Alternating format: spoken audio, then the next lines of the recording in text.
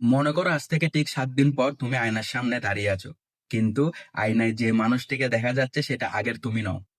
তোমার চিন্তা ভাবনা বদলে গেছে। এতদিন যে ভয়, দ্বিধা, আলসেমি তোমাকে আটকে রাখতো, সেগুলো কোথায় যেন মিলিয়ে গেছে। যে পরিস্থিতি আগে তোমাকে ভয় দেখাতো, এখন সেগুলো তোমার সামনে চ্যালেঞ্জ হয়ে দাঁড়িয়েছে। আর হাসি মুখে তুমি সেগুলোকে অ্যাকসেপ্ট করেছো। শুনতে যেন একটা জাদুর গল্পের মতো মনে হচ্ছে, তাই না? ভাবছো যে এরকম হলে তো কোনো কথা ছিল না, কিন্তু এটা কোনো ম্যাজিক নয়।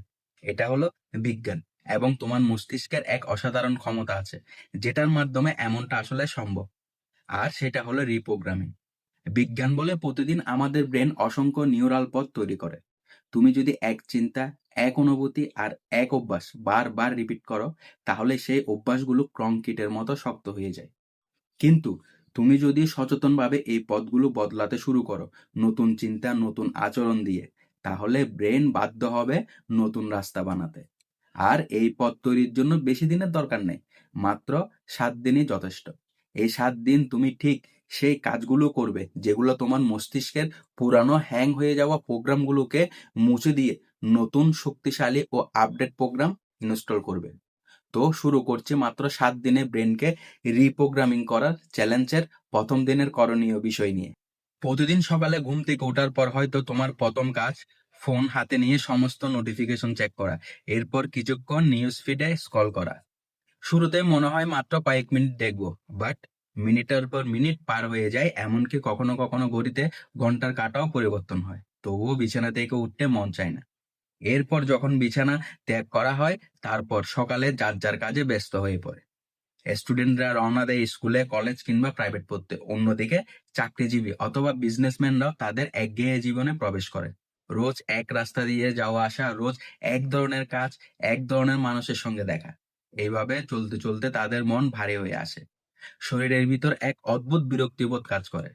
মনোযোগ আর ফোকাস দুটোই হারিয়ে যায়। বাট তুমি কি জানো, গবেষণা বলছে নেগেটিভ ইনপুট মাত্র কয়েক মিনিটের মধ্যে আমাদের ব্রেনে কর্টিসল হরমোন বাড়িয়ে দেয়, যা ফোকাস, ক্রিয়েটিভিটি, এমনকি সিদ্ধান্ত নেওয়ার ক্ষমতাকে কমিয়ে দেয়।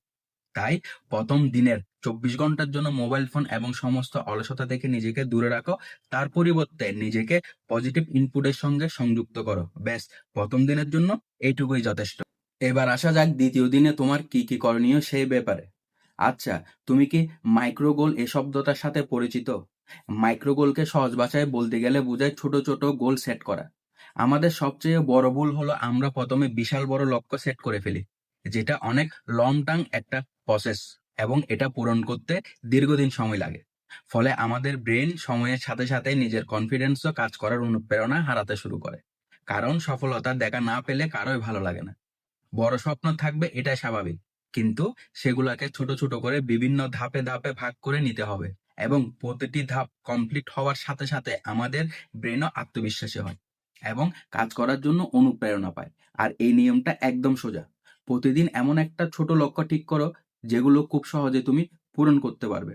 যেমন 20 মিনিট এক্সারসাইজ, 30 মিনিট বই পড়া, কিংবা নতুন কিছু স্কিল, ছোট একটি অংশ শেখা। কিন্তু তার পরিবর্তে তুমি যদি একদিনে কয়েক ঘন্টা এক্সারসাইজ, একটানা কয়েক ঘন্টা পড়াশোনা এবং একদিন একটি পুরো স্কিল সম্পূর্ণভাবে শেখার জেদ ধরে রাখো, তাহলে তোমার এই গোল কিংবা লক্ষ্যগুলোর প্রতি তোমার ব্রেন বিরক্ত বোধ করতে শুরু করবে। কারণ আমাদের ব্রেন ছোট ছোট জয়ের পর ডোপামিন রিলিজ করে। আর এইরকম রিলিজ হওয়ার কারণে সেই কাজটা ব্রেনের এতটাই ভালো লাগে যে বারবার সেই কাজটি করার অনুপ্রেরণা যোগায়। শুনে হয়তো অবাক লাগবে, কিন্তু অনেক সময় ছোট একটা লক্ষ্য পুরো দিনের মাইন্ডসেট ঠিক করে দেয়। আর আমাদের ব্রেনের ব্যাপারে একটা মজাদার ফ্যাক্ট হলো, 15 মিনিটের টাইমার বাজলে দেখা যায় আমাদের ব্রেন সেই কাজটিকে নিচ থেকে গিয়ে আরো 10 থেকে 15 মিনিট চালিয়ে যায়। এটাকে বলে গ্রোল গ্রেডিয়েন্ট। অল্প অগ্রগতি দেখলেই আমাদের ব্রেন ফিনিশ লাইনের দিকে টান অনুভব করে। তাই লক্ষ্য কিংবা চ্যালেঞ্জ পূরণে ছোট ছোট স্টেপ নেওয়া খুব জরুরি। তৃতীয় দিনে তোমার কাজ হলো অ্যাফার্মেশন এবং ভিজুয়ালাইজেশন করা। রোজ সকালে ঘুম থেকে উঠে তুমি আয়নার সামনে দাঁড়াবে, সোজা নিজের দিকে চোখে চোখ রেখে বলবে, আমি পারবো, আমি জিতবো। প্রথমে হয়তো একটু অস্বস্তি লাগবে, মনে হবে নিজের সাথে কথা বলছি কেন, কিন্তু বিশ্বাস করো, বারবার বললে তোমার মস্তিষ্ক এটাকে সত্যি মনে করতে শুরু করবে। বিজ্ঞান বলেছে যখন তুমি নিজের সাথে কথা বলো তখন তোমার ব্রেন আসলে নতুন নিউরাল পথ তৈরি করতে থাকে। মানে বারবার সে কথাগুলো শুনে মস্তিষ্কে একটা শর্টকাট তৈরি হয় যা তোমাকে আত্মবিশ্বাসী করে তোলে। এরপর কাজ হলো ভিজুয়ালাইজেশন। চোখ বন্ধ করে মাত্র 2 মিনিট কল্পনা করো তুমি তোমার লক্ষ্যটা অর্জন করেছো। ধরো তুমি পরীক্ষায় সেরা রেজাল্ট করেছো বা স্কলারশিপ পেয়েছো। কল্পনা করো সেই মুহূর্তটা যখন তুমি তোমার মার্কশিট হাতে পেয়েছো, পরিবারের হাসি খুশি মুখ দেখছো, বন্ধুরা তোমাকে অভিনন্দন জানাচ্ছে। আশ্চর্যের ব্যাপার হলো তুমি যেভাবে কল্পনা করছো তোমার মস্তিষ্ক অনেকটাই সেটাকে বাস্তবের মতো রেজিস্টার করে নিচ্ছে। স্পোর্টস সাইকোলজি থেকে এবার একটা মজার তত্ত্ব বলি। অলিম্পিক অ্যাথলেটরা খেলার আগে শুধু ফাইনাল জয়ের কথা কল্পনা করেন না, তারা প্রতিটি ধাপের কথা কল্পনা করেন। স্টার্টিং লাইনে দাঁড়ানো, দৌড় শুরুর শব্দ শোনা, এমনকি মাঝপথে যদি হোঁচট খায় তখন কিভাবে সামলাবে তাও মনের ভিতর রিয়াজ করে। ফলে মাঠে নেমে তাদের শরীর ও মন আগে থেকে দুটোই প্রস্তুত থাকে। তুমি যদি প্রতিদিন এই দুটো কাজ করো, 1 সকালে আয়নার সামনে দাঁড়িয়ে নিজের সাথে শক্তভাবে কথা বলো, 2 তারপর চোখ বন্ধ করে লক্ষ্য পূরণের ছবি মনে আঁকো, তাহলে তোমার ফোকাস অটোমেটিকলি বাড়তে শুরু করবে। ব্রেন তোমাকে ঠিক সেই সুযোগগুলোই খুঁজে বের করতে সাহায্য করবে যেগুলো তোমার লক্ষ্য পূরণের দরকার। তাই আজ থেকে তুমি এগুলো করতে শুরু করো। বেশি না, মাত্র 4 থেকে 5 মিনিট সময় লাগবে, কিন্তু এই ছোট অভ্যাসে তোমার আত্মবিশ্বাস, মনোযোগ আর সাফল্যের পথটা পাল্টে দিতে পারে। এবার আসা যাক পঞ্চম দিনের অ্যাক্টিভিটিতে। এই দিনটি হবে ডিপ ফোকাস ডে, যেখানে ব্রেনকে শেখানো হবে কিভাবে গভীর মনোযোগে ডুবে থাকতে হয়। শুরুটা হবে খুব সামান্যভাবে। প্রথমে ফোনের do not disturb mode on করো, সোশ্যাল মিডিয়া নোটিফিকেশন বন্ধ করো, আর সম্ভব হলে ফোনটা অন্য রুমে রেখে দাও। তারপর পড়ার টেবিলটা ঝটপট গুছিয়ে নাও, জল, কলম, নোটবুক, দরকারি ফাইল সব হাতের কাছে রাখার চেষ্টা করো, এবং পড়ালেখা ছাড়াও যে কোনো জরুরি কাজে তুমি এই টেকনিক অ্যাপ্লাই করতে পারো। কারণ বারবার আসা নোটিফিকেশন তোমার ব্রেনের কনটেক্সট বারবার ভেঙে দেয়। মানে তুমি বুঝে উঠতে পারছো না তোমার কখন কি করা উচিত এবং কিভাবে করা উচিত। তাই যে কোনো গুরুত্বপূর্ণ কাজে ডিপ ফোকাস গড়ে তোলা সবচেয়ে বেস্ট। চ্যালেঞ্জের ষষ্ঠ দিনে তোমাকে যা করতে হবে তা হলো অন্যদের শেখানোর চেষ্টা করা। কোনো কিছু শেখা যতটা সহজ, অন্যদের সেই জিনিসটা শেখানো ততটাই কঠিন। কোনো একটা বিষয়কে তুমি যতটা সাধারণভাবে বুঝাতে পারো, তোমার বিপরীতে থাকা লোকটি হয়তো তেমন সাধারণভাবে কোনো চিন্তাভাবনাই করেনি।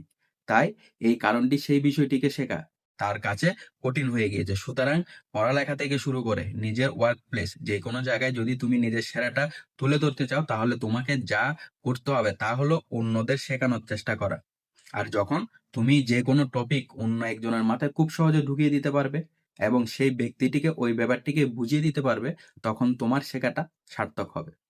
ধরো তুমি তোমার বইয়ের কোনো টপিক খুব ভালোভাবে পারো, কিন্তু যখন তোমার শিক্ষক তোমাকে দাঁড় করিয়ে সেই টপিক সম্পর্কে সবাইকে বুঝিয়ে বলতে বলে তখন তুমি সেটা সবাইকে শেখাতে ব্যর্থ হলে। কিংবা অফিসের যে কোনো কাজ কেউ একজন খুব ভালোভাবে শেষ করলো, কিন্তু মিটিং এর প্রেজেন্টেশনের সময় সেটাকে সবার সামনে তুলে ধরতে ব্যর্থ হলো, তাহলে এগুলো কোনো ভ্যালু নেই, তাই না?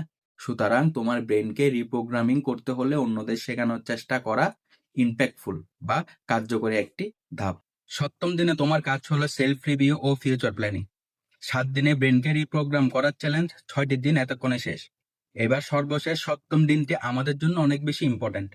6 দিনের চ্যালেঞ্জে তুমি অনেক নতুন কিছু শিখতে পেরেছো, আর সপ্তম দিনে এগুলাকে কাজে লাগানো কিংবা প্রয়োগ করার সময়। এই 6 দিন তুমি কি কি শিখলে সেগুলোকে প্রিভিউ কিংবা পর্যবেক্ষণ করা খুব গুরুত্বপূর্ণ একটি কাজ। এবং এগুলোর মধ্যে কোন কাজগুলো তোমার জন্য সহজ এবং কোনগুলো তুলনামূলক কঠিন সেগুলো একটি লিস্ট তৈরি করতে হবে। তারপর সেই লিস্ট অনুযায়ী কাজ করে যেতে হবে।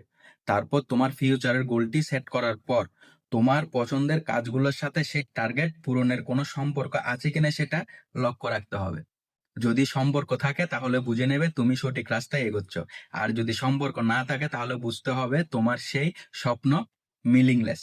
বরং তুমি খামখেয়ালি করে কিংবা অন্য কারো ডেমোর উপর ভিত্তি করে নিজের লক্ষ্য নির্ধারণ করেছো। যদি সত্যি এমনটা হয় তাহলে তোমার টার্গেট চেঞ্জ করা উচিত। আর যদি টার্গেট চেঞ্জ করা পসিবল না হয় তাহলে তোমার হ্যাবিটে পরিবর্তন আনা উচিত। আর তাহলেই দেখবে তুমি সাকসেসফুল। তো বন্ধুরা, আশা করি আজকের এই ভিডিওটা তোমাদের পুরো ব্রেনকে প্রোগ্রাম করতে সাহায্য করবে।